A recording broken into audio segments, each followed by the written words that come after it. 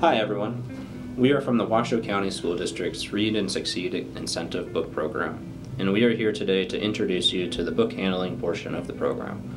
For efficient organizational purposes, the general layout of the book handling work area should have separate spaces dedicated to cleaning, sorting, and then storing the books. Okay, now, we'll display how to clean the books that are donated to us so that those of you helping us can get started right away. The first part of this instruction will be dedicated to cleaning the books, and the second part will be about sorting the books. These will be most of the tools that you might use while cleaning the books. They include items such as a permanent marker, the green and yellow cleaning solutions, stickers, large and small, Scotch tape, scissors, scraping tool, whiteout, stamp, cleaning rag, gloves, and anything else you might think of to use. We'll put our gloves on if we want to have them, and then we will start by grabbing a book. We will first take a general look at it and try to open it. If we see any mold or we can't flip through the pages because they're stuck together, then we will need to throw it away. For the purposes of this video, we'll pretend it does have mold on it. If it did, we would have to throw that in the trash. Right, let's grab another book. We'll go through the cleaning process now using a basic book.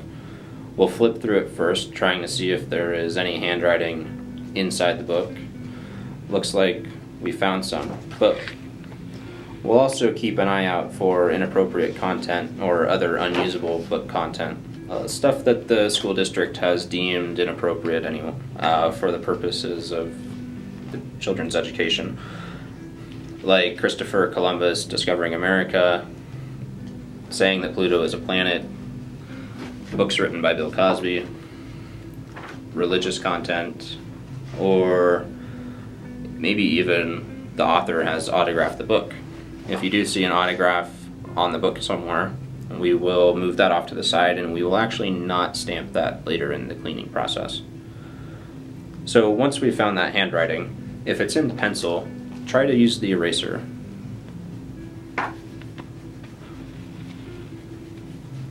It doesn't always come off nicely, but most of the time it does. If the handwriting is in pen, we'll have to use a different method. We have the permanent marker or whiteout available to cover up small writing with pen. With the permanent marker, we might have to be careful of it bleeding through the page. So that's something to watch out for. However, if it starts to cover larger areas, we could use a small sticker, or we could use a larger sticker if it's covers an even larger area.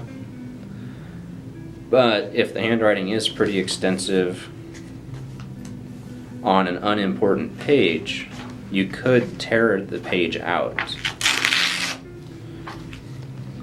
That solves that problem. But then there might be extensive handwriting on an inside cover. In that case, we actually could take a blank piece of paper and fit it to that inside cover, and then cut out the paper so that we have the proper size for covering up that handwriting.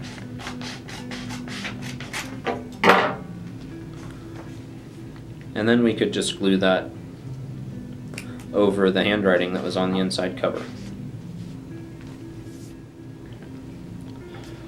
Once you've taken care of the handwriting on the inside of the book, we'll now check the outside of the book for handwriting and sometimes stickers. On these two books we have the two different cases.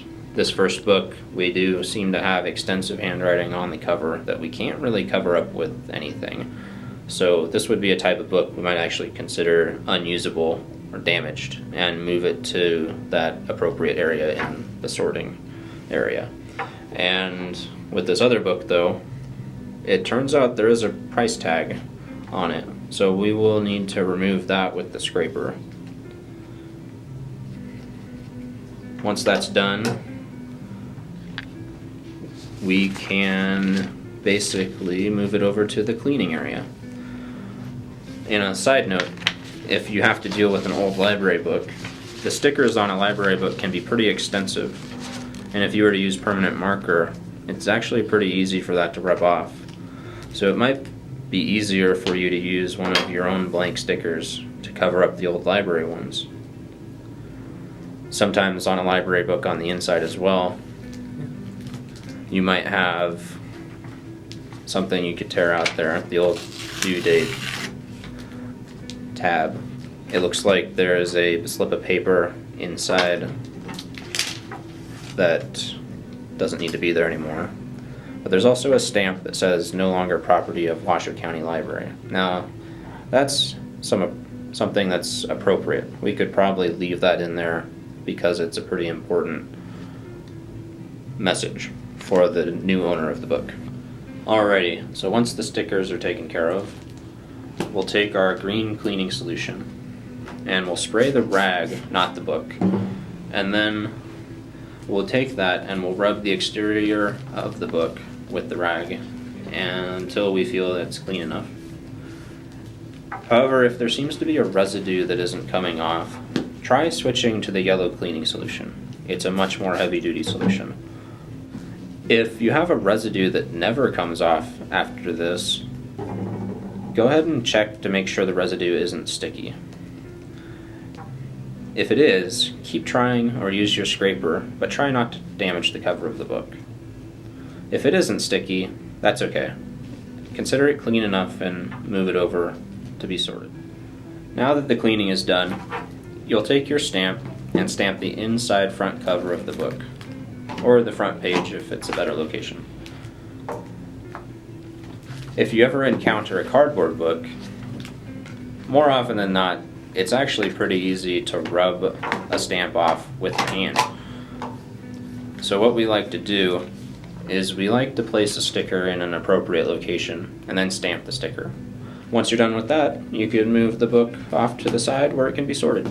After the books have been properly cleaned, it is time to sort them into different categories. Up to this point, during the cleaning process, any moldy books or books with pages that are stuck together should have been thrown out. All other books will have a purpose and can be donated to somebody. We'll start by sorting books into special categories, and then we'll talk about sorting books into general. When you get to the sorting process, there are certain types of books that we do not send out to the children. We'll talk about the unusable books first. The books in the unusable category will be the books that you'll probably notice the soonest during the cleaning process or as you're sorting them.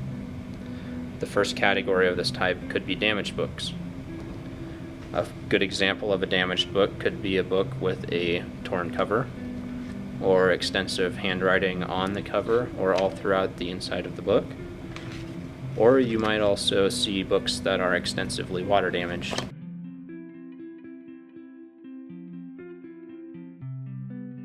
Another type of books that we separate out are books of different languages. Currently, the school district does not use languages like Russian, Italian, Arabic, Korean, Hebrew, or many other languages. Some of the languages we do use are Spanish, German, Chinese, and French. Another category of books that we separate are religious books. These books could be from Judaism, Taoism, Christianity, Hinduism, Islam, or anything else you can recognize. Veggie Tales is a common Christian children's book. It may not be obvious that it is a religious book at first. Typically, books that mention Jesus, God, Bible passages, or show images of any religious persons are books that we would want to separate out. A separate category we might also separate are books above the K-12 reading level. We consider these adult books. They can be books on interior decorating, they can be college textbooks, or they can be textbooks on learning different trade skills. Another category of unusable book would be activity books that have actually been extensively used or you consider just more than half used. A final category of books that we might separate may not be all that common, but we still try to take them out of the regular group, are books currently written by Bill Cosby, books that talk about Christopher Columbus discovering America, books about Pluto being a planet,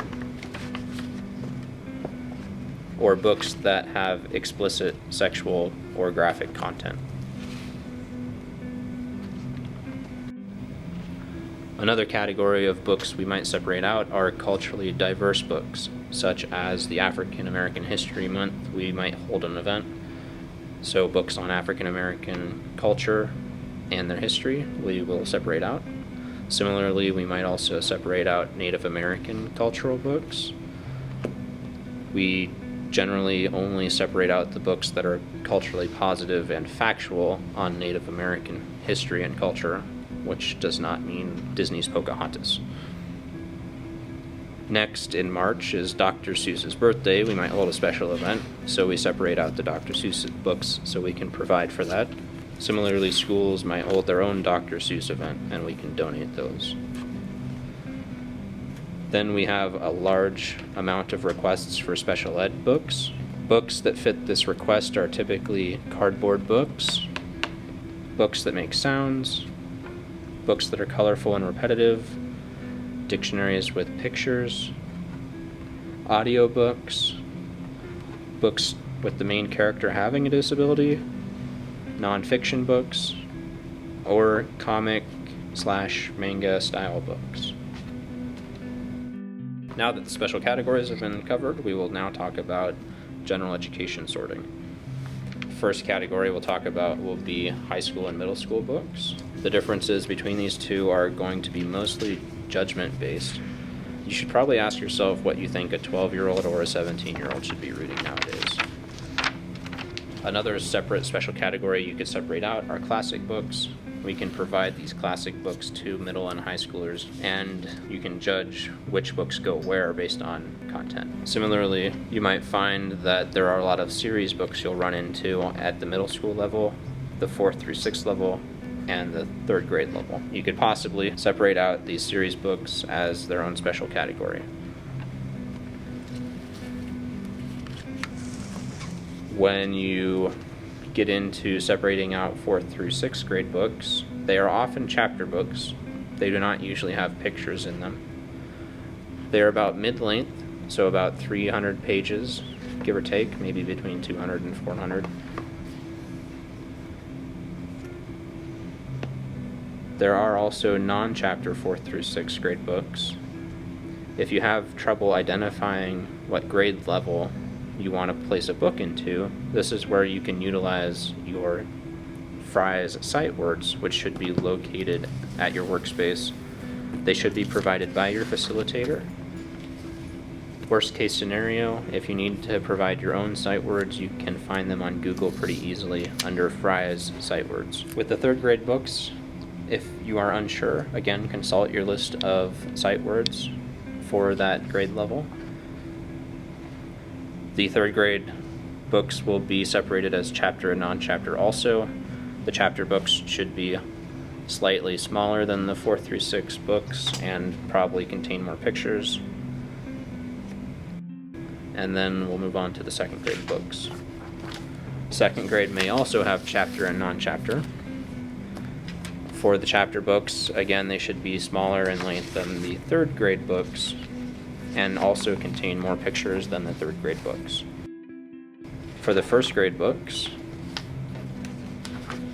there is the 100 sight words again if you're unsure, but you will also want to keep track of the content and make sure it's appropriate for whether or not the child at a 1st grade level could be reading it for themselves, or if it may be something that the parent would want to read to their 1st grade child. 1st grade books will be shorter sentences, larger letter font size. Moving into kindergarten level books, content may dictate whether it is appropriate for a kindergartner. For the difficulty of words may require their parents to read to them The books may also have large enough letter size and short enough sentence length with visual cues in the pictures that the child may be able to read the book for themselves. Finally, we can also look at Bob books. They are not exciting and colorful, but are strictly meant to help the child learn how to read.